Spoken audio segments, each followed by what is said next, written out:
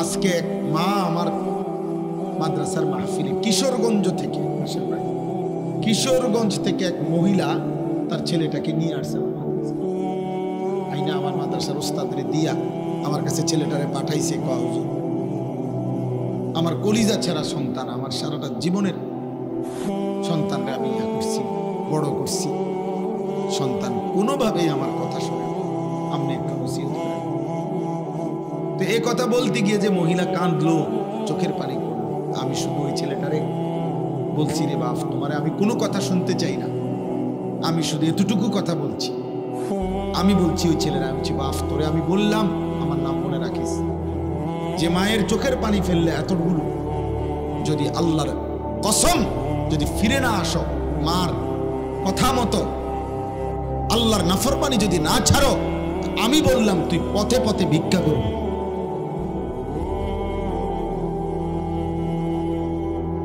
মার চোখে পানি ঝরাইয়া তুই নাফরমান, কোনদিন সুখ দুনিয়ায় জন্য পুরা দূরা কয়েকদিন চলতে পারবা, এমন জায়গায় থমকে যাবা মায়েরা বদদুয়ায়, যেদিন আর ঘুরে দাঁড়াইতে পারতাম।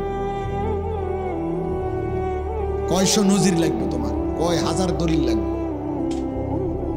বাফেরে কষ্ট দিয়ে সুখে থাকবা। হ্যাঁ, মায়ের চোখে পানি ঝরাইয়া সুখে থাকবা, তোমার সমবয়সী বন্ধুরা তোমারে নিরাপত্তা দিবে। হ্যাঁ, ওই শয়তানগুলা সারাদিনে যেই বন্ধু এক ওয়াক্ত নামাজ পড়ে না, ওই বন্ধু হয়তো শয়তান।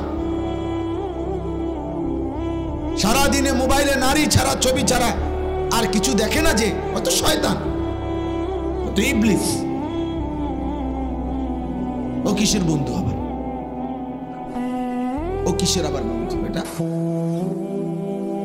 এজন্য প্রিয় ছেলেরা, আমার কথা মনে রাখো আব্বা, আমি তোমাদেরই ভাই। এই গ্রামের এমন কেউ নাই যে আমারে চেনে না। বয়স্ক এমন লোক মনে হয় না কেউ আছে যা করে আমি চিনি না। আমি সবার সাথে পরিচিত মানুষ। আল্লাহ নবী সাল্লাল্লাহু আলাইহি ওয়াসাল্লাম বলছেন, বাবারাও শুনেন, ছেলেরাও শুনেন, আল্লাহ নবী বলছে, কুল্লু যুনুব ইউআখিরুল্লাহু ইলা আজালিম মুসাম্মা। হাদিসটা শোনো, নবীজি বলছে, সমস্ত গুনাহ, প্রত্যেক পাপের শাস্তি আল্লাহ চাইলে নির্দিষ্ট সময় আখিরাত পর্যন্ত, হাসরের ময়দান পর্যন্ত বিলম্ব করতে পারে, কিন্তু ইল্লা আকুল ওয়ালিদাইন, খোদার কসম নবী বলছে, তবে মা বাবার নাফরমানি ব্যতীত, মা বাবার নাফরমানি ব্যতীত নবীজি বলেন, ফাইন্নাহু লান ইয়ামুতা হাত্তা ইউআযযিবাহুল্লাহু ফিল আরদ।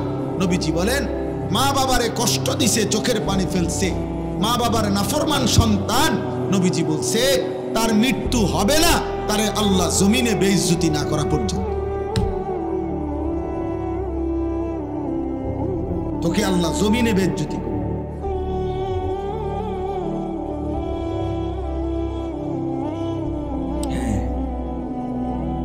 অন্তত তুমি মানুষের পেটি চাও, ও চিরেই দেখবা 20 বছর পরে তোমার মেয়ে যখন আরেক বেটার লগে বাইকে যাইব, আর পুরা গ্রাম তখন জুতার বাড়ি দিব তোমারে, ছিছি করবে, তখন তুমি বুঝবা মজা কাকে। তোমার পাপের শাস্তি কোন হান দিয়া বাইর হয়, তখন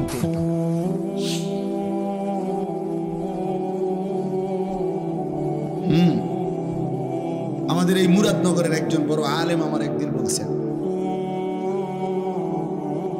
মেয়ে আরেক ছেলের সাথে পলায়া গেছে, বিবাহ বন্ধনে হোক সম্পর্ক কইরা চলে গেছে। মা বাবা গিয়া থানার মধ্যে ওই ছেলে মেয়ের নামে মামলা করছে। মেয়ে চিঠি পাঠাইছে বাপের কাছে, আপন বাপের কাছে। চিঠির মধ্যে স্পষ্ট লিখছে, বাবা, যে কাজটা তোমরা করেছিলে সেটা যদি অপরাধ না হয়, আমার বেলায় থানায় মামলা করলে কেন? কসম খোদার। কি বুঝলেন? মানে তোমরা মা বাবাও তো কি করছিলা, এরকম হারাম প্রেম করেই ভাগ্যে গিয়া বিয়া করছো। এখন আমিও সেই কাজটা করাতে আমার বেলায় মামলা করতে, ওই বাবা কি জবাব দিবে? হ্যাঁ বলো না বাবা, তোমরা একটা ছেলে বলো, কোনো জবাব হইতে পারে? এই বাবা এই সমাজে কি পরিমাণ বেইজ্জতির শিকার হবে, এই বেচারার সারা জীবনের অর্জন কি হবে তখন? এই জন্য বললাম আমি, মৃত্যু আমাদেরকে বরণ করতেই হবে, আমাদেরকে কিন্তু চলে যেতে হবে। আমরা স্বীকার করি বা না করি, বুঝি কিংবা না বুঝি, আমরা মরে যাব। কিশোর ভাই, যুবক ভাই, নওজওয়ান, বয়স্ক বাবা, পর্দার আড়ালের মা বোন, আমাদেরকে চলে যেতে হবে, চলে যেতে হবে। কোনোভাবেই নিকটাত্মীয় স্বজন বন্ধুরা আমাদেরকে ফেরাইতে হবে। আমি যে আয়াত পড়ছি সূরা ওয়াকিয়া, কোরআনুল কারীমের 56 নম্বর সূরা, 27 নম্বর পারা, এই সূরার 5টা আয়াত পড়ছি আমি। এই আয়াতের মধ্যে আমি বুঝাইতেছি আপনাদেরকে, এই আয়াতের মধ্যে মূল বক্তব্য মৃত্যুকালীন একটা অবস্থা আল্লাহ তুলে ধরছে। অবিশ্বাসী, কাফের, মুশরিক, মুনাফিক, নাফরমান, পাপীদেরকে বুঝাইবার জন্য আল্লাহ মৃত্যুকালীন, কোন মানুষের মৃত্যুকালীন অবস্থাটা একটা চিত্র তুলে ধরে আল্লাহ তাআলা নাফরমান পাপীদেরকে বুঝাইতে চাইছে। এই 5টা আয়াত আমি সেটাই বলে আমার কথা শেষ হবে ইনশাআল্লাহ। সূরা ওয়াকিয়া সূরাটার নাম, অনেক ফজিলতপূর্ণ কোরআন শরীফের একটা সূরা, অনেক দামি সূরা। আমাদের নবী সাল্লাল্লাহু আলাইহি সাল্লাম বলছেন, যে ব্যক্তি প্রত্যেক রাত্রে একবার এই সূরা ওয়াকিয়া পাঠ করবে, নবী ওয়াদা দিছে, মান ক্বারাআ সূরাতাল ওয়াকিয়া ফি কুল্লি লাইলাতিন লাম তুসিবহু ফাকাতুন আবাদা। নবীজি বলছে, সূরা ওয়াকিয়া যে প্রত্যেক দিন রাতে পড়বে, আল্লাহর নবী বলছে তাকে কখনোই দারিদ্রতা, অভাব স্পর্শ করবে না। এজন্য যুগ যুগ ধরে মাদ্রাসাগুলোর মধ্যে, বিশেষ করে কওমি মাদ্রাসায়, যুগ যুগ ধরে মাগরিবের পরে এই সূরা পড়া হয়। আউলিয়া বুজুর্গরা সারা পৃথিবীতে যুগ যুগ ধরে নেককার বান্দারা মাগরিবের নামাজের পরে সূরা ওয়াকিয়া পড়ে। সূরা ওয়াকিয়া আল্লাহর নবী সাল্লাল্লাহু আলাইহি ওয়াসাল্লাম বলছেন তাকে অভাব স্পর্শ করে। রাসূলুল্লাহ সাল্লাল্লাহু আলাইহি সাল্লামের একজন বড় সাহাবী ছিলেন হযরত আব্দুল্লাহ ইবনে মাসউদ রাদিয়াল্লাহু তাআলা, অনেক বড় সাহাবী, জলিলুল কদর সাহাবী। নবীজির সাথে খুব বেশি যারা থাকতেন, নবীজির খাস খাদেম যারা ছিল, এর মধ্যে উনি একজন। আব্দুল্লাহ ইবনে মাসউদ ইসলামের 3য় খলিফা হযরত উসমান রাদিয়াল্লাহু তাআলা আনহুর জামানায় উনি ইন্তেকাল করছেন। এই সাহাবী আব্দুল্লাহ ইবনে মাসউদ, তো ইন্তেকালের পূর্বে উনি অসুস্থ ছিলেন, বিছানায় শুয়ে আছেন, শেষ অবস্থা। তো হযরত উসমান মানে খলিফা, 3য় খলিফা, উসমানের নাম শুনছেন না? উনি আসছেন এই আব্দুল্লাহ ইবনে মাসউদকে দেখার জন্য। তো ওনার পাশে বৈশা, এই ছেলেরা তোমরাও শোনো, বাবা আপনারাও শোনো, দেখেন কি কয়। সাহাবী উসমান খলিফা ওই আব্দুল্লাহ ইবনে মাসউদকে ইন্তেকালের পূর্বে বিছানায় শয্যাশায়ী, নবীর সাহাবী এবং বিখ্যাত সাহাবী, ওনাকে বলতেছেন, মা তাশতাকি, হে আব্দুল্লাহ আপনার রোগটা কি? সে জিজ্ঞাসা না, অসুস্থতাটা কি? হযরত আব্দুল্লাহ ইবনে মাসউদ উসমান রাদিয়াল্লাহু তাআলা আনহুর কথার জবাবে বললেন, জুনুবি, আমার সারা জিন্দেগীর গুনাহগুলো আমার রোগ।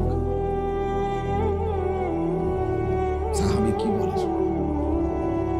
আমার সারা জীবনের গুনাহ আমার রোগ, আমার আর কোন রোগ। এবার হযরত উসমান রাদিয়াল্লাহু তাআলা আনহু বলতেছেন, মা তাশতাহি, আপনার মনে কি চায়, আপনি কি চান, চান কি? হযরত আব্দুল্লাহ ইবনে মাসউদ রাদিয়াল্লাহু তাআলা আনহু বলেন, রাহমাতু রাব্বি, আমি আমার রবের রহমত চাই। আমার অসুখ আমার গুনাহ, আমার সুস্থতা আমার রবের রহমত, আমার মালিকের রহমত চাই, মাগফিরাত চাই। এরপরে হযরত উসমান রাদিয়াল্লাহু তাআলা আনহু বললেন, হাল আদউ লাকা তাবিবান। হযরত আব্দুল্লাহ ইবনে মাসউদকে বলেন, আমি কি আপনার জন্য একজন ডাক্তার ডাকবো? যেহেতু তিনি খলিফা, বড় ডাক্তার আছে ওনার কাছে রাজ দরবারে, তো আমি কি আপনার জন্য একজন ডাক্তার আনবনি? সাহাবী কি কয় শুনুন, আত-তাবিবু কাদ আমরাদানি। হে উসমান, ডাক্তার সবই তো আমারে অসুস্থ বানাইছে,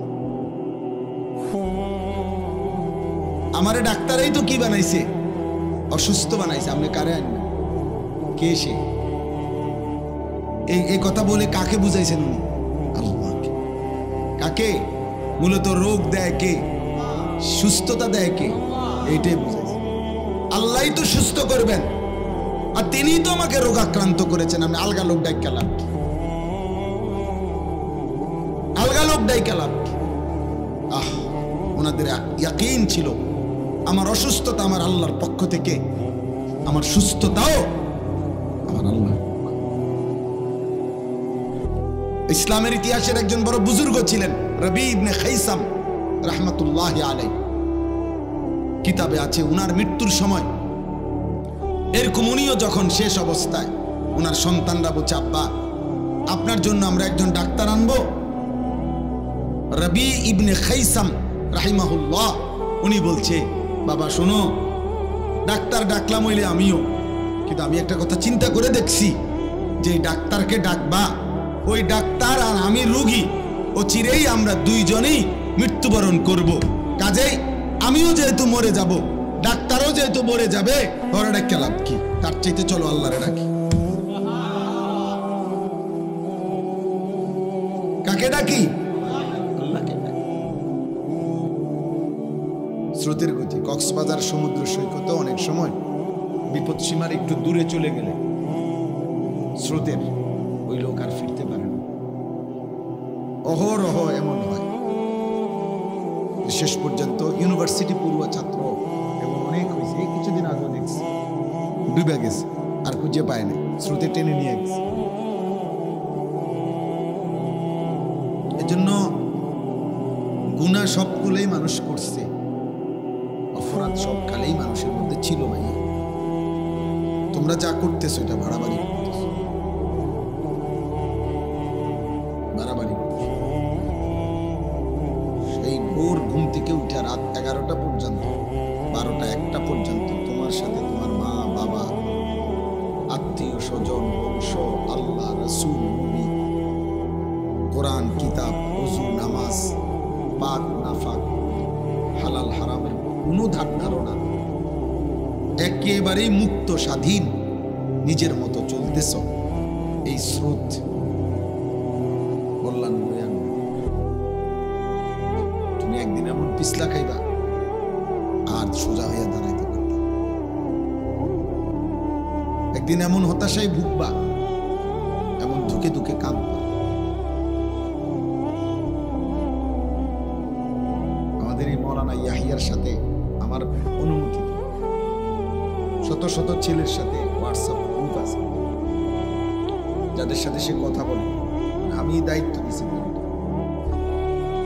একসাথে কমপক্ষে 300-র উপরে বেশি ছেলে আছে, তারা কথা বলে। সে হালাত, ছেলেদের সাথে ভালো মন্দ, তাদের চলাফেরা, চাল চলে। তো তোমারে যদি শুনাই যে ক্লাস 9-এর ছাত্র কি কয়, তুই পাগল হয়ে যাবে। কি বলে? গুনাহ, অসভ্যতা, জিনা, ব্যভিচার, নোংরামি।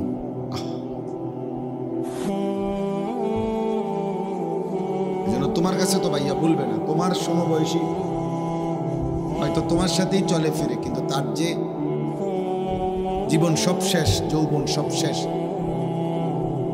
যৌবনের ক্ষমতাও সব শেষ, এটা তো তুমি বুঝতা না, তুমি জানতাম না। গুনাহ, নারী, ছবি, অস্থিরতা, বেহায়াপনা, আল্লাহর কসম। আখিরাতের ক্ষতি তো পরেই আছে, দুনিয়াতেও একটা মানুষকে অকর্মণ্য, দজভঙ্গ, একটা অপদার্থ মানুষ বানায়। তোমরা যদি একটা বিবেকবান ছেলে হও, তুমি বর্তমান সময়টা প্রতিদিন একদিনের কমপক্ষে 10টা চ্যানেলের খবরের দিকে দেখো, খবরে কি কয় দেখবা চারিদিকে পারিবারিক অশান্তি, পরকিয়া, পুরুষ অন্য মহিলার লগে, মহিলা অন্য পুরুষের লগে, ছেলে মেয়ের, মানে অর্থাৎ সর্বত্র মানুষের জীবনটা দুর্বিষহ। কেউ মনে হয় যেন তৃপ্তি পাচ্ছে না, অতৃপ্ত।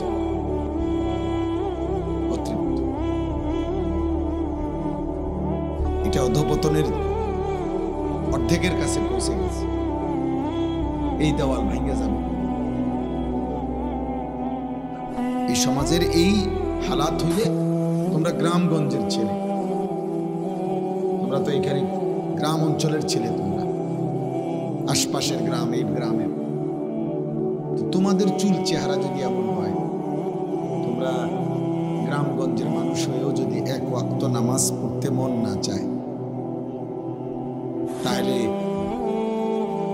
কোটিপতির সন্তান, বিত্তশালী, তাদের কি হালাত? তাদের হালাত কি? অথচ অনেকের বাবা আছে অল্প আয়ের মানুষ, কষ্ট করে উপার্জন করে নিজে না খাইয়া, নিজের হয়তো একটা গেঞ্জি, একটা লুঙ্গি, কিন্তু সন্তানের জন্য সব উজাড় করে দেয়। কিন্তু তোমরা যা করতেছো এর বিনিময়ে এটা ঠিক,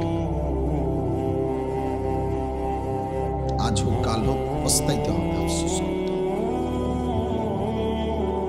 তোমার আব্বা তোমার সমবয়সী না, কাজে স্বাভাবিক হিসাব হইল, হতে পারে স্বাভাবিক হিসাবে তোমার আব্বা তোমার আগে খবরে চলে যাবে, কিন্তু তোমার কপাল নিয়ে তুমি থাকতে হবে। অভাব, দারিদ্রতা, দুর্ভিক্ষ সারা পৃথিবীতে ধেয়ে আসছে।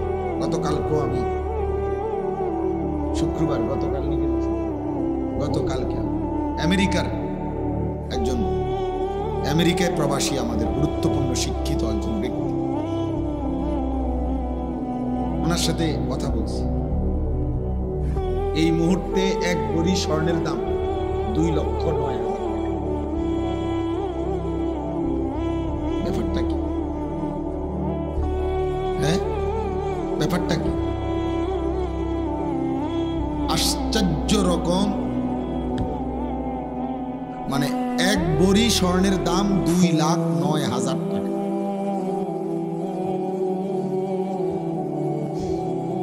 অথচ এটা অবাক করা ব্যাপার, আশ্চর্য। পৃথিবীতে, সারা পৃথিবীতে কি হইতেছে আন্তর্জাতিকভাবে, কারণটা কি? স্বর্ণের দাম এরকম আকাশচুম্বী হয়ে গেল কেন? একটা উদাহরণ দিলাম আর কি দোস্ত। কৃত্রিম অভাব, কৃত্রিম সংকট, কৃত্রিম দুর্ভিক্ষ তৈরি করা হবে এই পৃথিবীতে। হ্যাঁ, উনি আরো অনেক তথ্য দিছে যেগুলা এমনি স্বাভাবিক সবার সামনে বলার মতো। হ্যাঁ, এই জন্য বললাম, ধরে নাও পকেটে টাকা আছে কিন্তু মার্কেটে পণ্য নাই। ধরে নাও মার্কেটে পণ্য আছে, পকেটে টাকা নাই, তখন কি করবো আব্বা বলেন?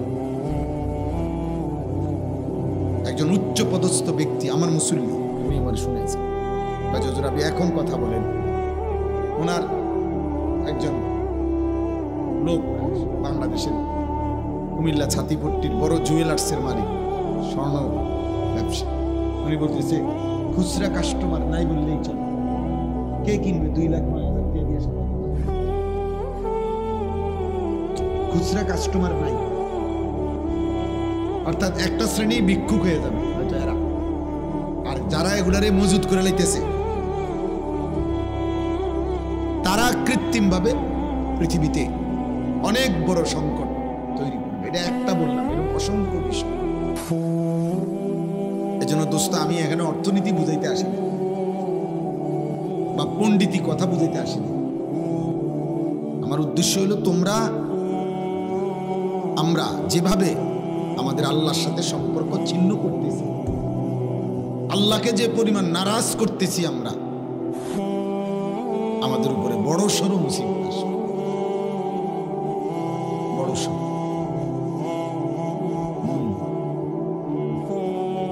যেদিন একটা রুটির জন্য মাইলের পর মাইল হাঁটতে হবে, সেদিন আর চুলের ফ্যাশন থাকবে।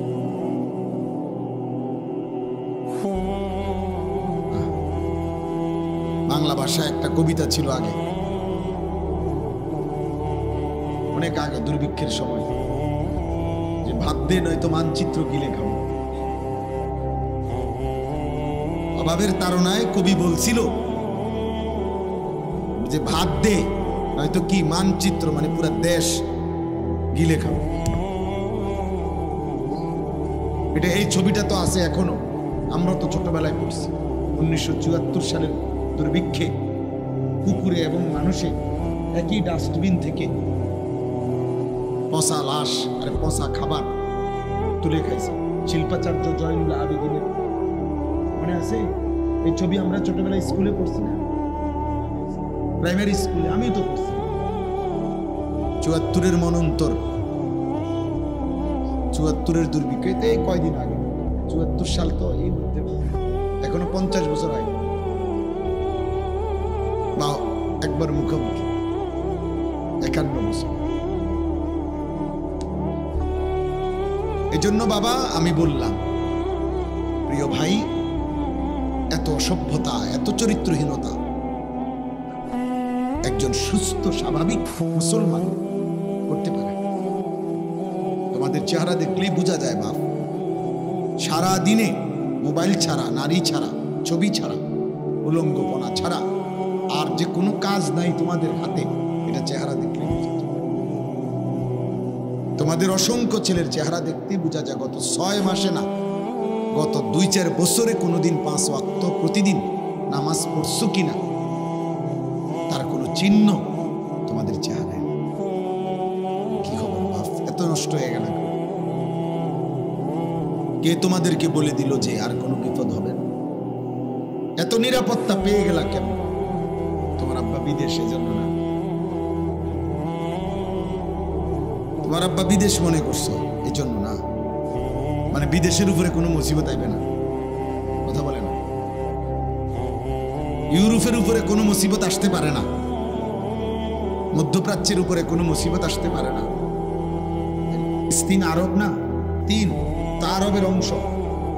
52 বৎসর যে জুলুমের শিকার ছিল তা আরব।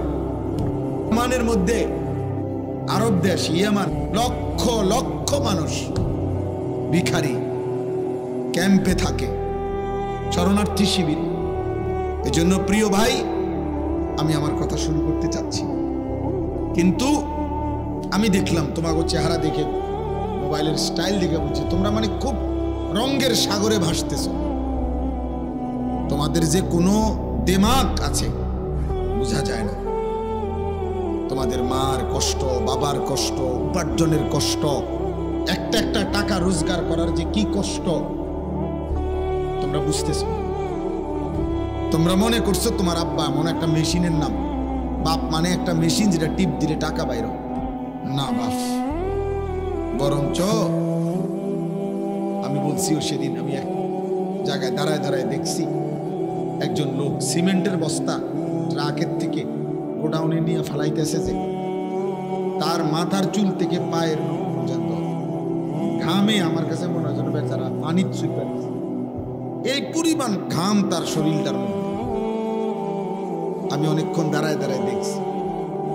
1 বস্তা সিমেন্টের জন্য তাকে এই কোমরটা কমপক্ষে মনে করেন এখান থেকে ওইখানে 5টা মিনিট উপরে এরপরে গিয়ে গোডাউনে ফালায়। এক এক বস্তা সিমেন্ট, 50 কেজি সিমেন্ট। এই সিমেন্টের বস্তাটার জন্য এই লোকটার পিঠটা বাঁকা হয়ে যায়। প্রতিবার বস্তাটা ফালাইয়া সে ছোট একটা গামছা দিয়া কপালের ঘাম তুলে আবার আরেকটা বস্তার লেগে যায়। এইভাবে প্রত্যেক বস্তা সিমেন্ট ট্রাকের থেকে গোডাউনে তুইলে 7 টাকা 8 টাকা, সর্বোচ্চ যদি 10 টাকা হয়। 10 টাকা নাই সব জায়গায়, আমি জিগাইছি। তাহলে 50 বস্তা যদি সিমেন্ট নামাইয়া থাকে বেচারা, 50 বার তার কোমরটা বাঁকা হয়ে গেছে। আমার ডাক্তার আমার এই যে কোমরে বেল্ট আছে, দেখছো? আমি তো কোনো গাড়ি নেই, আমি কোনো সিমেন্টের বস্তাও টানি না। আমারে শুধু এই বইসা থাকি মাহফিলে বসতে বসতে আমার কোমরের ব্যথার কারণে আমার ডাক্তার বলছে এটা বেল্ট বাইন্ধা রাখতে, নাই তো আমার কষ্ট হয়। এবং বলছে যে আপনি উপর হইয়া একটু চুইকাও, একটা পয়সাও মানে একটা কাগজ উঠাইবেন না। ডাক্তার সাহেব বলছে সোজা বসবেন, সোজা দাঁড়াবেন। খাটের থেকে শোয়ার সময় উঠা, যখন খাটের থেকে বসবেন, ঘুমের থেকে উঠবেন, বলছে দুনো হাতে ভর দিয়া তারপরে বসবেন। অথচ আমার ব্যথাটা সামান্য, আমি তো এত বেশি কোমর বাঁকা করি না। তাহলে ভাইয়া এত কষ্ট করে 500টা টাকা মিলাইয়া সারাদিনে, সেখান থেকে তোমারে 200 টাকা দিছিল, তুমি সন্তান, তোমার হয়তো পড়ালেখার কথা বলছো, তোমার হয়তো প্রয়োজনে বলছো, এই জন্য আব্বাই তোমারে এই ঘাম ঝরানো টাকার থেকে 200টা টাকা দিছে। সেই টাকা দিয়া তুমি জানোয়ারে মোবাইলে এমবি ঢুকাইয়া উলঙ্গ ছবি দেখো। তোমার মতো নিকৃষ্ট জানোয়ার আর কোন মানুষের বাচ্চা হতে পারে?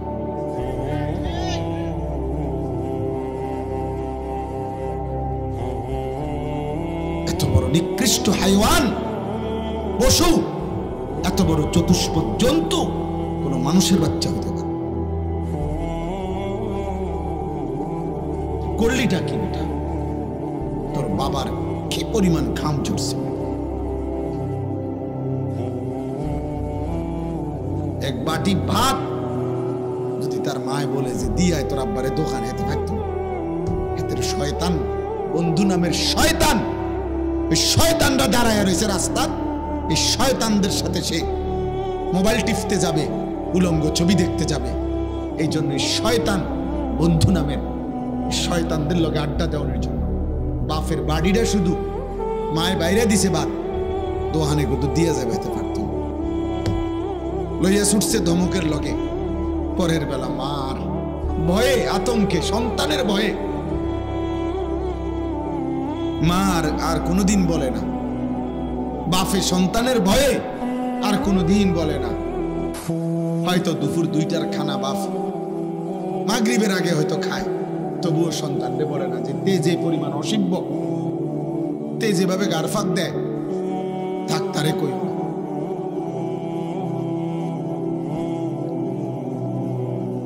আজকে এক মা আমার মাদ্রাসার মাহফিলে কিশোরগঞ্জ থেকে এক মহিলা তার ছেলেটাকে নিয়ে আসছে, আইনা আমার মাদ্রাসার ওস্তাদরে দিয়া আমার কাছে ছেলেটারে পাঠাইছে। হুজুর, আমার কলিজা ছেঁড়া সন্তান, আমার সারাটা জীবনের সন্তানরে আমি ইয়া করছি, বড় করছি, সন্তান কোনোভাবেই আমার কথা শুনে, আপনি একটু ওসিয়ত করেন। তো এই কথা বলতে গিয়ে যে মহিলা কাঁদলো, চোখের পানি করলো। আমি শুধু ওই ছেলেটারে বলছি, রে বাপ, তোমারে আমি কোনো কথা শুনতে চাই না, আমি শুধু এতটুকু কথা বলছি। আমি বলছি ওই ছেলেরা, আমি বলছি বাপ, তোরে আমি বললাম আমার নাম মনে রাখিস, যে মায়ের চোখের পানি ফেললে এতগুলো, যদি আল্লাহর কসম যদি ফিরে না আসো, মার কথা মতো আল্লাহর নাফরমানি যদি না ছাড়ো, আমি বললাম তুই পথে পথে ভিক্ষা করবি।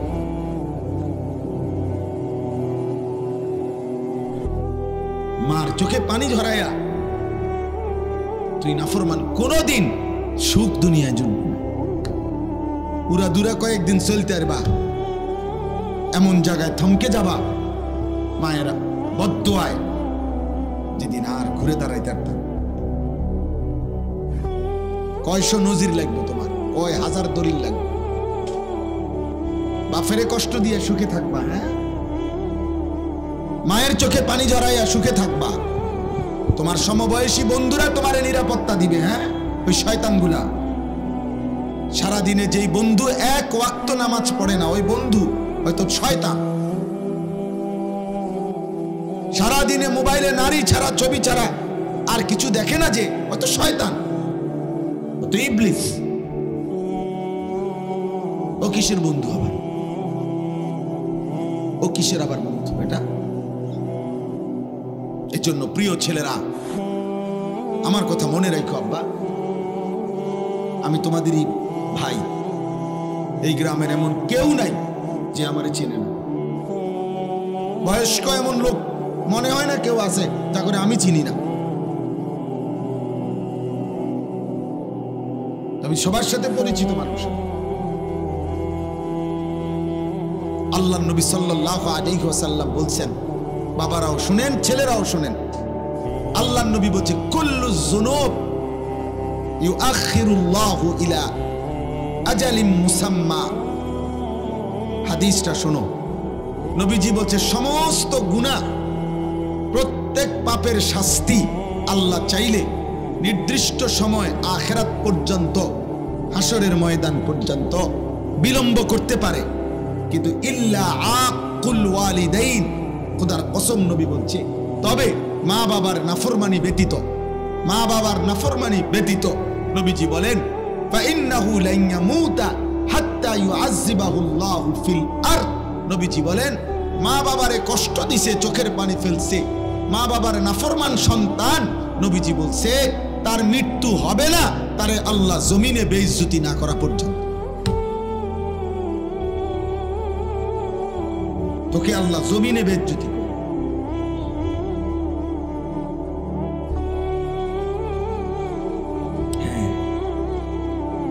অন্তত তুমি মানুষের বেড়ি চাও, ও চিরেই দেখবা 20 বছর পরে তোমার মেয়ে যখন আরেক বেটার লগে বাইকে যাইব, আর পুরা গ্রাম তখন জুতার বাড়ি দিব তোমারে, ছিছি করবে, তখন তুমি বুঝবা মজা কাকে বলে। তোমার পাপের শাস্তি কোনখান দিয়া বাইর হয় তখন টের পাবে।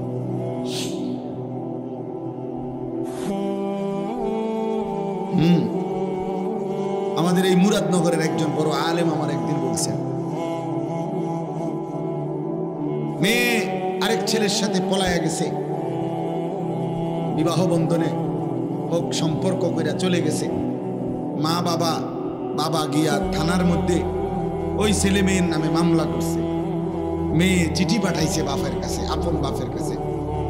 চিঠির মধ্যে স্পষ্ট লিখছে, বাবা যে কাজটা তোমরা করেছিলে সেটা যদি অপরাধ না হয়, আমার বেলায় থানায় মামলা করলে কেন? কসম খোদার। কি বুঝলেন? মানে তোমরা মা বাবাও তো কি করছিলা, এরকম হারাম প্রেম করেই ভাগ্য গিয়া বিয়া করছো। এখন আমিও সেই কাজটা করাতে আমার বেলায় মামলা করলাম, ওই বাবা কি জবাব দিবে? হ্যাঁ বলো না বাবা, তোমরা একটা ছেলে বলো, কোনো জবাব হইতে পারে? এই বাবা এই সমাজে কি পরিমাণ বেইজ্জতির শিকার হবে, এই বেচারার সারা জীবনের অর্জন কি হবে তখন? এই জন্য বললাম আমি, মৃত্যু আমাদেরকে বরণ করতেই হবে, আমাদেরকে কিন্তু চলে যেতে হবে। আমরা স্বীকার করি বা না, বুঝি কিংবা না বুঝি, আমরা মরে যাব। কিশোর ভাই, যুবক ভাই, নওজোয়ান, বয়স্ক বাবা, পর্দার আড়ালের মা বোন, আমাদেরকে চলে যেতে হবে, চলে যেতে হবে। কোনোভাবেই নিকটাত্মীয় স্বজন বন্ধুরা আমাদেরকে ফেরাইতে পারে। আমি যে আয়াত পড়ছি সূরা ওয়াকিয়া, কোরআনুল কারীমের 56 নম্বর সূরা 27 নম্বর পারা। এই সূরার 5টা আয়াত পড়ছি আমি। এই আয়াতের মধ্যে আমি বুঝাইতেছি আপনাদেরকে, এই আয়াতের মধ্যে মূল বক্তব্য মৃত্যুকালীন একটা অবস্থা আল্লাহ তুলে ধরছে। অবিশ্বাসী কাফের, মুশরিক, মুনাফিক, নাফরমান, পাপীদেরকে বুঝাইবার জন্য আল্লাহ মৃত্যুকালীন, কোন মানুষের মৃত্যুকালীন অবস্থাটা একটা চিত্র তুলে ধরে আল্লাহ তাআলা নাফরমান পাপীদেরকে বুঝাইতে চাইছে। এই 5টা আয়াত আমি সেটাই বলে আমার কথা শেষ হবে ইনশাআল্লাহ। সূরা ওয়াকিয়া সূরাটার নাম, অনেক ফজিলতপূর্ণ কোরআন শরীফের একটা সূরা, অনেক দামি সূরা। আমাদের নবী সাল্লাল্লাহু আলাইহি সাল্লাম বলছেন, যে ব্যক্তি প্রত্যেক রাত্রে একবার এই সূরা ওয়াকিয়া পাঠ করবে, নবী ওয়াদা দিছে, মান ক্বারা সূরাতাল ওয়াকিয়া ফি কুল্লি লাইলাতিন লাম তুসিবহু ফাকাতুন আবাদা। নবীজি বলছে, সূরা ওয়াকিয়া যে প্রত্যেক দিন রাতে পড়বে, আল্লাহর নবী বলছে তাকে কখনোই দারিদ্রতা, অভাব স্পর্শ করবে না। এজন্য যুগ যুগ ধরে মাদ্রাসাগুলোর মধ্যে, বিশেষ করে কওমি মাদ্রাসায় যুগ যুগ ধরে মাগরিবের পরে এই সূরা পড়া হয়। আউলিয়া বুজুর্গরা সারা পৃথিবীতে যুগ যুগ ধরে, নেককার বান্দারা মাগরিবের নামাজের পরে সূরা ওয়াকিয়া পড়ে। সূরা ওয়াকিয়া আল্লাহ নবী সাল্লাল্লাহু আলাইহি ওয়াসাল্লাম বলছেন তাকে অভাব স্পর্শ করে। রাসূলুল্লাহ সাল্লাল্লাহু আলাইহি সাল্লামের একজন বড় সাহাবী ছিলেন হযরত আব্দুল্লাহ ইবনে মাসউদ রাদিয়াল্লাহু তাআলা, অনেক বড় সাহাবী, জলিলুল কদর সাহাবী। নবীজির সাথে খুব বেশি যারা থাকতেন, নবীজির খাস খাদেম যারা ছিল, এর মধ্যে উনি একজন।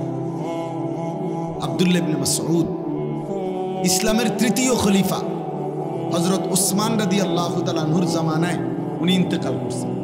এই সাহাবী আব্দুল্লাহ ইবনে মাসউদ, তো ইন্তেকালের পূর্বে উনি অসুস্থ ছিলেন, বিছানায় শুয়ে আছেন, শেষ অবস্থা।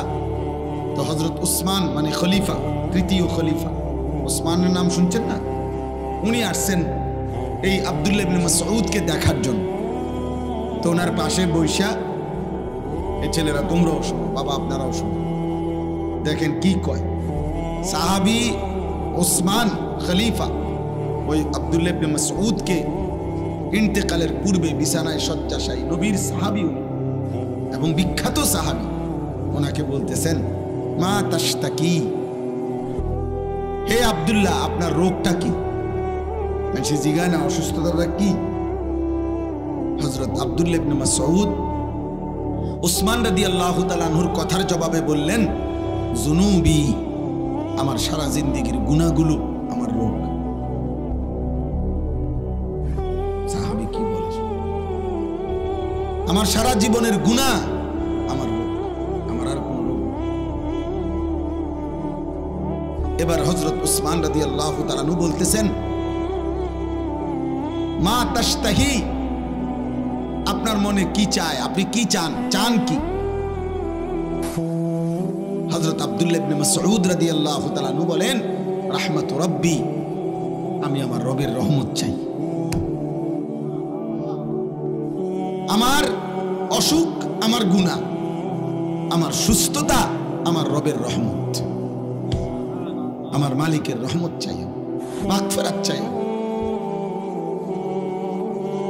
এরপরে হযরত উসমান রাদিয়াল্লাহু তাআলা আনহু বললেন, হাল আদউ লাকা তাবিবান, হযরত আব্দুল্লাহ ইবনে মাসউদকে বলেন, আমি কি আপনার জন্য একজন ডাক্তার ডাকবো? যেহেতু তিনি খলিফা, বড় ডাক্তার আছে ওনার কাছে রাজ দরবারে, তো আমি কি আপনার জন্য একজন ডাক্তার আনমুনি? আহ, সাহাবী কি কয় শুনুন, আত-তাবিবু কাদ আমরাদানি, হে উসমান, ডাক্তার সাহেবই তো আমারে অসুস্থ বানাইছে, আমারে ডাক্তারই তো কি বানাইছে, অসুস্থ বানাইছে, আপনি কারে আনবেন? কে সে? এই কথা বলে কাকে বুঝাইছেন উনি? আল্লাহকে। কাকে? মূলত রোগ দেয় কে, সুস্থতা দেয় কে, এইটাই বুঝাইছে। আল্লাহই তো সুস্থ করবেন, আর তিনিই তো আমাকে রোগাক্রান্ত করেছেন। আমি আলগা লোক ডাইকালাম, আলগা লোক ডাইকালাম। ওনাদের ইয়াকিন ছিল আমার অসুস্থতা আমার আল্লাহর পক্ষ থেকে, আমার সুস্থতাও আমার আল্লাহ। ইসলামের ইতিহাসের একজন বড় বুজুর্গ ছিলেন রবি ইবনে খাইসাম রাহমাতুল্লাহি আলাইহি। কিতাবে আছে উনার মৃত্যুর সময় এরকম উনিও যখন শেষ অবস্থায়, ওনার সন্তানরা বলছে, আব্বা আপনার জন্য আমরা একজন ডাক্তার আনবো। রবি ইবনে খাইসাম রাহিমাহুল্লাহ উনি বলছে, বাবা শোনো, ডাক্তার ডাকলাম হইলে আমিও, কিন্তু আমি একটা কথা চিন্তা করে দেখছি, যে ডাক্তারকে ডাকবা, ওই ডাক্তার আর আমি রোগী, ও চিরেই আমরা দুইজনেই মৃত্যুবরণ করব। কাজেই আমিও যেহেতু মরে যাব, ডাক্তারও যেহেতু মরে যাবে, বড় ডাক্তার লাভ কি? তার চাইতে চলো আল্লাহরে ডাকি। কাকে ডাকি? হযরত আবু বকর সিদ্দিক রাদিয়াল্লাহু তাআলা আনহু, ওনার নাম তো আমরা সবাই জানি, জানি কিনা? ইসলামের প্রথম খলিফা, নবীর কলিজার টুকরা আবু বকর রাদিয়াল্লাহু তাআলা, ওনারও মৃত্যুর সময় কিতাবে আছে সাহাবারা ওনারে দেখতে আসছে, উনি অসুস্থ, মুমূর্ষ, শেষ অবস্থা, মৃত্যু সজ্জায়। তো ওনাকে সাহাবারাও বলছে, হাল নাদউ লাকা তাবিবান, হে নবীর সাহাবী আবু বকর, আপনার জন্য আমরা ডাক্তার আনবো? হযরত আবু বকর সিদ্দিক রাদিয়াল্লাহু তাআলা আনহু বলছেন, আত-তাবিবু কাদ রাআনি, আরে ডাক্তার সব তো আমারে দেখছে, ডাক্তার তো আমাকে দেখেছেন, তোমরা কারে ডাকবে? তখন সাহাবারা বললেন, ক্বালু ফামা ক্বালা, সাহাবারা বললেন, তো ডাক্তার কি বললেন? দেখে বলল কি? তখন হযরত আবু বকর সিদ্দিক রাদিয়াল্লাহু তাআলা আনহু বললেন, ইন্নাহু ইয়াকুলু ইন্নী ফাআলুল লিমা উরিদ, ডাক্তার সাহেব বলছেন, আবু বকর আমি যখন যা ইচ্ছা তাই করতে পারি। সেই ডাক্তারকে, এই ছিল মুমিনের ঈমান। মুমিন ইন্তেকালের মুহূর্তেও, অসুস্থতার চূড়ান্ত মুহূর্তেও কাকে বলে নাই? আর আমরা সুস্থতায় সবল, স্বাস্থ্যবান, শরীর যৌবন স্বাস্থ্য সব ঠিক আছে, আহা আমাদের আল্লাহকে বলে নাই। হায় কিশোর, কেমনে জবাব দেব? কেমনে জবাব দেব? 1 বছর 2 বছর 4 বছরে হয়তো এমন হয়েছে কোনোদিন কোন রোগাক্রান্ত হও নাই, এমন সুস্থ সবল, এমন তাজা শরীরে আল্লাহকে একটা সেজদা দিলা না, এক ওয়াক্ত নামাজও পড়লা না, 365 দিনের 1 বছরে কোনোদিন ফজরের নামাজ পড়লা না, তোমার উপরে ফজরের নামাজ ফরজ হয় নাই? আল্লাহ নবী সাল্লাল্লাহু আলাইহি ওয়াসাল্লাম বলছেন, যে ফজরের নামাজ পড়ে না সে মুনাফিক। কসম আল্লাহ, নবী বলছে সে মুনাফিক, মুনাফিক, মুনাফিক। আর আল্লাহ কোরআনে বলছে, মুনাফিক তুই মনে রাখিস জাহান্নামের সবচেয়ে নিচে তোর স্থান।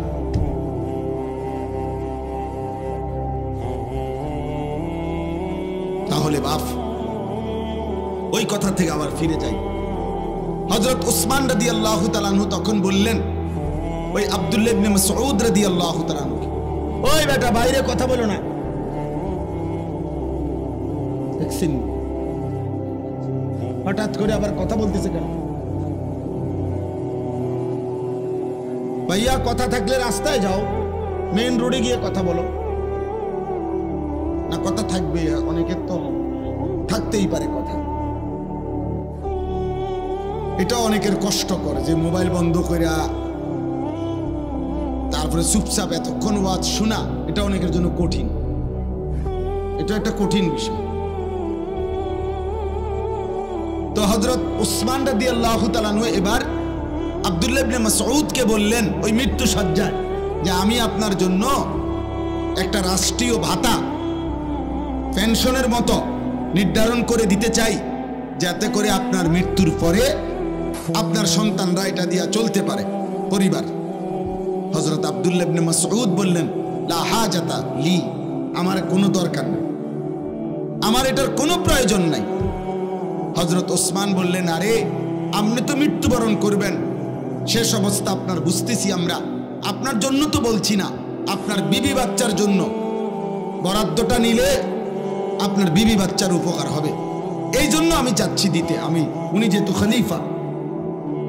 তখন এই কথাটা বলার জন্য হযরত আব্দুল্লাহ ইবনে মাসউদ বললেন, হে উসমান আমিরুল মুমিনিন, আমার নবী সাল্লাল্লাহু আলাইহি সাল্লাম হায়াতে থাকাকালীন আমারে এমন একটা আমল শিখায় দিয়ে গেছে, যেই আমল আমি আমার বিবি বাচ্চা নিয়ে নিয়মিত করি, আমার ওই আমলটাই, আমার নবীর ওই ভবিষ্যৎবাণীটাই আমার জন্য যথেষ্ট।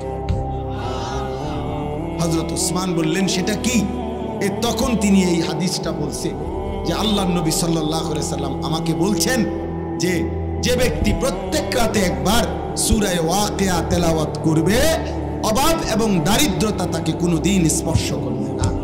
তা আমি তো নিজেও সূরা ওয়াকিয়া পড়ি, আমার বিবি বাচ্চারাও পড়াই, তাইলে আমার সংসারে অভাব আসবে না, সেটা আমার নবী বলে গেছে, তোমার সরকারি বরাদ্দ আমার লাগবে, তোমার রাষ্ট্রীয় বরাদ্দ আমার লাগবে। এই হলো মুমিনের ঈমান। মুমিনের ঈমান। নবী সাল্লাল্লাহু আলাইহি সাল্লাম বলছেন, লাউ তাওয়াক্কালতুম আলাল্লাহ হাক্কা তাওয়াক্কুলি লা রাযাকাকুম কামা ইয়ারযুকুত তাইর তাগদু খিমাসান ওয়া তারুহু বিতানা। নবীজি বলেন, আমার উম্মত, যদি তোমরা আল্লাহর উপরে পুরো ভরসা করতে, একটা পাখিকে আল্লাহ যেভাবে খাওয়ায়, চড়ুই পাখি, সামান্য পাখিকে আল্লাহ তোমাদেরকে ওইভাবে রিজিক দিতেন। নবী উদাহরণ দিয়ে বুঝাইছেন, যেমন একটা ছোট্ট পাখি ভোরবেলায় খালি পেটে আল্লাহর উপরে ভরসা করে ঘর থেকে বের হয়, তার কোনো নির্ধারিত অফিস নাই, চাকরি নাই, ব্যবসা নাই, খ্যাত নাই, কিচ্ছু নাই, কিন্তু সন্ধ্যাবেলা সে ভরা পেটে তৃপ্ত হয়েই ঘরে ফিরে আসে, আল্লাহ তাকে ঠিকই রিজিক দিয়ে দেয়। তাহলে আল্লাহ বলেন, নবী বলেন, তোমরাও যদি আল্লাহর উপরে ভরসা করতা, এমন পাখির মতো নিয়মিত রিজিক, হালাল পবিত্র রিজিক দিয়া আল্লাহ তোমাদেরকে তৃপ্ত করে দিতেন। কিন্তু হারাম করে এটা বুঝে না, সুদ করে এটা বোঝে না। সুদ করে আল্লাহরে ডাইরেক্ট বলে, আল্লাহ আমনে পারতেন না, আমনে কুলাইতে পারতেন না, আমনের কত কাম, আমনের লোকের অভাব আর নাই, আমনের ঝামেলা অনেক, আমার সুদ আমিই নেই, আমার অভাব আমি দূর করবো। এজন্য হারামখোর, কিস্তিখোর, সুদখোর সরাসরি আল্লাহর সাথে বিদ্রোহ করে, আল্লাহরে বুড়া আঙ্গুল দেখায়। আল্লাহ বলছে, বান্দা এমন খার আমি মটকায় ফেলবো না, ফরমান মনে রাখিস। তোর মতো হারামখোর ঠিক আছে, কয়েকদিনের ভাত খা, দুনিয়া কয়দিন ভোগ কর। সুদখোর, ঘুষখোর, কিস্তিখোর কয়েকদিনের দুনিয়া ভোগ করো, বেশি দিন লাগবে না। এমন দুনিয়া আমি দুনিয়া নাফরমানরেও খাওয়াই, কাফের বেঈমানকেও খাওয়াই, নাস্তিক মুরতাদকেও আমি দুনিয়া খাওয়াই, আমি জন্তু জানোয়ারকেও, আমি জঙ্গলের বাঘ ভাল্লুককেও খাওয়াই, রাস্তার কুকুর বিড়ালকেও আমি খাওয়াই। কিন্তু আমি আল্লাহ মৃত্যুবরণ যেদিন করবা, চোখ যেদিন বন্ধ হবে, সেদিন থেকে অনন্তকালের আখিরাত পর্যন্ত আর কোনো দিন এক ঢোক পানিও পান করতে দেব না, এক লোকমা খাবারও আর দেব। মনে রাখুন, এখনই খেয়ে নাও। ওয়াদারনি ওয়াল মুকাদ্দিবিনা উলিন না'মাতি ওয়া মাহিলহুম কালিলা। এই যে সরাসরি কোরআনের আয়াত, আল্লাহ বলেন, অবিশ্বাসী, মিথ্যাবাদী, নাফরমান পাপীদেরকে অল্প কয়েকদিনের দুনিয়ায় সুযোগ দাও, অল্প কয়েকদিনের জন্য সুযোগ দাও। আল্লাহ বলেন, দুনিয়া অল্প কয়েকদিন ভোগ করতে দাও, অল্প কয়েকদিনের ভাত মাছ রুটি গোশত খাইতে দাও। আল্লাহ বলেন, ছেড়ে দাও ওয়াদারনি, সুদখোরকে ছেড়ে দাও, ঘুষখোরকে ছেড়ে দাও, দুনিয়া কিস্তিখোরকে দুনিয়া ছেড়ে দাও, বেবিচারী হারামখোর নেশাখোরকে দুনিয়া ছেড়ে দাও। আল্লাহ বলেন, ইন্না লাদাইনা আনকালাও ওয়া জাহিমা, আখিরাতে আমি রব্বুল আলামিন রেডি রাখছি জাহান্নামের আগুনের শিকল আর জাহান্নামের ধাউ ধাউ আগুন, আমি ওর জন্য রেডি করে রাখছি। একটু সুযোগ দাও, একটু সুযোগ দাও, দুনিয়া কয়টা দিন খেতে দাও। ওই জন্য বুঝতো আমরা বোকা না, নামাজিরা বোকা না, হালাল উপার্জনকারী বেচারা বেচারার বেতন হুদা 6,000, ইমাম সাহেব 9,000 টাকা বেতন, অথচ বেটাও জোয়ান। বেটায় বুঝে না সিএনজি চালাইলে এত ভালো ইনকাম। সিএনজি চালাইতে কি ঢাকা ইউনিভার্সিটি থেকে ডিগ্রি আনতে হবে নাকি? কথা বলে না। সিএনজি অটো চালাইতে হলে কুমিল্লা ভিক্টোরি কলেজ থেকে মাস্টার্স পাস করতে হবে। তো এটা না বুঝার কি আছে? কথা বলে না। এটা ইমাম সাহেব বোঝে না, এটা ইমানদার বোঝে না। তো 1 লাখ টাকা কোন রকমে মিলাইয়া সুদে লাগাইলে হ্যাঁ এটার থেকে যে 10,000 টাকা আইব এটা বুঝে না। এটা না বুঝার কি আছে? কথা বলে না। কত মূর্খ কলম লুঙ্গি ফিন্দে এবারে সুদ খায়। তো এবারে মূর্খ মানুষে যদি সুদ বুঝে তো এবারে তো কিছু 2-4 লাইন পড়ছে, এটা বুঝতে না। কথা বলে না কেন? তাহলে উনি বুঝবে না? এটা না বুঝার কি আছে? দুনিয়া না বুঝার কি আছে রে বাপ? কিন্তু ফেস তো হলো আখিরাত। ইমাম সাহেব আটকায় গেছে তো আখিরাত। দিনদার আটকায় গেছে। যে সমস্ত লোক নামাজ পড়ে হালাল খাইতে চেষ্টা করে, শত অভাবের ভিতরে হারাম খায় না, হারাম নেয় না, অত আটকায় গেছে আখিরাতের কারণে। ওর কলিজার মধ্যে তো আসে আমার আল্লাহর সামনে দাঁড়াইতে হবে, হিসাব দিতে হবে। হযরত ওমর রাদিয়াল্লাহু তাআলা একবার তৃষ্ণার্ত অবস্থায় এক রাখাল ছেলেকে বলছিল যে হে রাখাল, একটা দুধওয়ালা বকরির একটু দুধ আমারে পান করাও। সেই রাখাল ছেলে বলছিল, জনাব আমি এই রাখাল বকরিগুলোর মালিক না, আমি একজন কৃতদাস। রাখাল আমার একজন মুনিব আছে, মালিক আছে এই ছাগলগুলোর, বকরিগুলোর। আমি তো তার অনুমতি ছাড়া আপনাকে দুধ পান করাইতে পারি না।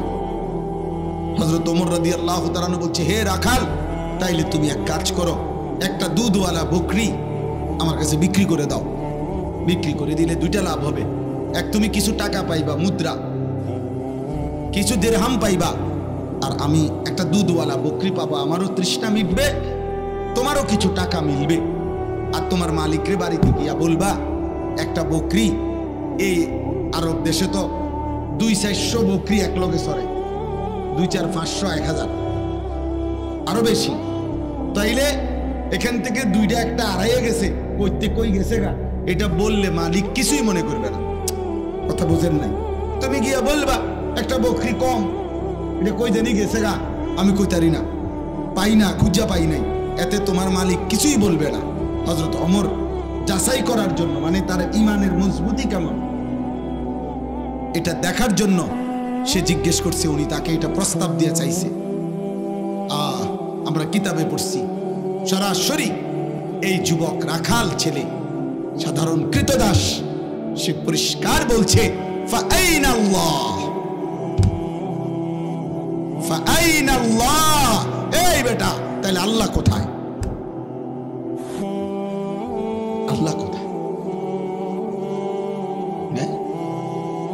ওমা তাকুনু ফি শা'নিন ওমা তাতলু মিনহু মিন কুরআনিন ওয়ালা তা'মালুনা মিন আমালিন ইল্লা কুন্না আলাইকুম শুহুদান ইদ তুফিদুনা ফীহি। রব্বুল আলামিন বলে, বান্দা তুমি যে অবস্থায় থাকো না কেন, আমার কোরআন থেকে তুমি যেটুকুই পড়ো না কেন, আর যখন যেই আমলই করো না কেন, যখনই তা করতে থাকো, আমি আল্লাহ তোমার সামনেই থাকি। খোদার কসম, এটা কোরআনের আয়াত, সূরা ইউনূসের আয়াত। ইল্লা কুন্না আলাইকুম শুহুদান। আল্লাহ বলে, বান্দা যখন বুঝি জানবেন না তার সৃষ্টি কখন কি করে। কেমনে ভাবলা আমি জানবো না? আমি জানবো না কেন? আমি তো বানাইছি। বানাইছে কে? তো তিনি জানবে না? কোম্পানি কইতারে না কোম্পানির মালের উৎপাদন কোন দিন, কোম্পানির মালের গুণাগুণ কি, এটা কোম্পানি কইতারে না। কথা বলে না তো। এজন্য বাপ, এবার এই শেষ কথা হলো, এই আয়াতের মধ্যে আল্লাহ বুঝাইতে চাচ্ছেন। এবার আমরা এই শেষ কথাটা বুঝি। মক্কার কুরাইশরা, কাফেররা প্রতিনিয়ত তারা 2টা কথা বলতো নবীজিকে। এক বলতো, মুহাম্মদ আমার শরীর, আমার জীবন, আমার ইচ্ছা, আমার স্বাধীনতা, সব কিছুর মালিক আমি, শরীর আমার, স্বাস্থ্য আমার, জীবন আমার, যৌবন আমার, টাকা আমার, বাড়ি আমার, সম্পদ আমার, সব আমার। আমার যেটা যখন মন চায় আমি তাই করব। এখানে আল্লাহ কি, আবার ওনার বিধান কি, ইনি কি তা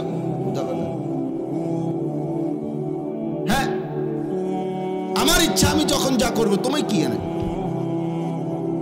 দুই, মক্কার কাফেররা নবীজিকে বলতো, মুহাম্মদ এই কবর থেকে নিয়ে তুমি যা কও এটি সব দিয়ে একটা হইতো। কবর, হাসর, মিজান, ফুলসেরা, বিচার, হাসার, আমল নামা, ইডি হুদা কথা এটি উঠতো। কি কও তুমি করতে পাইব? 500 বছর আগের কবর, এখন সেখানে কবরের চিহ্নও নাই। ওইখানকার মাটি হয়তো কত হাজার মাইল দূরে চলে গেছে, হালাইয়া দিছে। কোনাকার বাতাস, কোনকার মাটি, বালু কোনানে উড়াইয়া নিয়ে গেছে। কার হাড্ডি, কার গোস্ত, কার চামড়া কই গেছে, কই না গেছে, সারা পৃথিবীতে ছড়াইয়া ছিটাইয়া গেছে। তুমি কি কও এটি করতে আনবো ভাই? কিভাবে আনবে আল্লাহ? কিভাবে সম্ভব? নাউজুবিল্লাহ। তারা এই কথাগুলো বারবার নবীজিকে বলতো। তো এই আয়াতে এবার বলে, আল্লাহ বলে, এই শেষ কথাটা শোনেন, প্রত্যেক পাপী, নাফরমান, কাফের, মুশরিক, বেঈমান, পাপী মৃত্যুর মুখোমুখি যখন হয়, তখন মালাকুল মউত আজরাইল যখন তার জান কবজ করতে আসে, নিয়ম হলো, হাদিসে আছে, নবী বলছে, মালাকুল মউত আজরাইল তার কলজাটা থেকে তার রুহুটা একটা টান দিয়া ছিঁড়ে ফেলে। নাফরমানের এ যখন রুহুটা ছিঁড়ে ফেলে, তখন এই রুহুটা আইসা হুলকুম, হুলকুম মানে কণ্ঠনালী, এখানে আইসা আটকায় যায়, এখানে আটকায়। এবার আর রুহুটা ভিতরেও যায় না, বাহিরও হয়, এখানে আটকাইয়া এই নাফরমান পাপী মৃত্যুর মুখে এই সময় প্রচন্ড কষ্টে ছটফট করে। তো আল্লাহ তাআলা বলতেছেন, ফালাউলা ইজা বালাগাতিল হুলকুম, তোমাদের কোন মুমূর্ষ, মরণোন্মুখ ব্যক্তির যখন কণ্ঠনালীতে আইসা রুহুটা আটকায়া যায়, পৌঁছে যায়, ওয়া আনতুম হিনা ইদিন তানদুরুন, তোমরা তো তখন চারদিকে সবাই তাকাইয়া দেখতেছো, তোমাকে লোকটা মুমূর্ষ ছটফট করতেছে, তোমরা তো তখন সাইডেই থাকো। আল্লাহ বলতেছে তাদেরকে, ওয়া নাহনু আকরাবু ইলাইহি মিনকুম ওয়ালাকিন লা তুবসিরুন, আর আমি আল্লাহ যদিও তোমরা দেখো না, আমিও এখানেই আছি। কথা বলে না তো? আল্লাহ বলে, এখনই প্রমাণ হোক আমিও আছি, তোমরাও আছো। কথা বুঝেন? তোমাকে লোকটাও আছে, তোমার আব্বাই তো বেড়া, তোমার চাচাই তো, তোমার ভাই তো বেড়া, তো এও শুয়ে রয়েছে, তার কণ্ঠনালীর কাছে রুহু চলে আসছে, সে ছটফট করতেছে। আমি আল্লাহ আছি, তোমরা নাফরমানরাও আছো, তার আত্মীয় স্বজন। আল্লাহ বলে, তো আমি আল্লাহ, ফালাউলা ইন কুনতুম গায়রা মাদিনিন, যদি তোমরা বলে থাকো কবর হবে না, আখিরাত হবে না, আর কোথাও ফিরতে হবে না তোমাদেরকে, আমি আল্লাহ পাক পারবো না এগুলা, তাইলে তো নিশ্চয়ই আমি এই রুহুও তো সরাই থাকতাম না। কারণ আমি যদি ওইডি ফাটতাম না, তোর এটা পারবো কেমনে? তো কাজে তারজিউনাহা ইন কুনতুম সাদিকিন, হে নাফরমান, তোমরা তোমাদের দাবিতে যদি সত্যবাদী হও, তো তোমাদের এই স্বজনের রুহুটা তার আপন জায়গায় ফিরে দে, তোর আব্বারে দে, ফিরে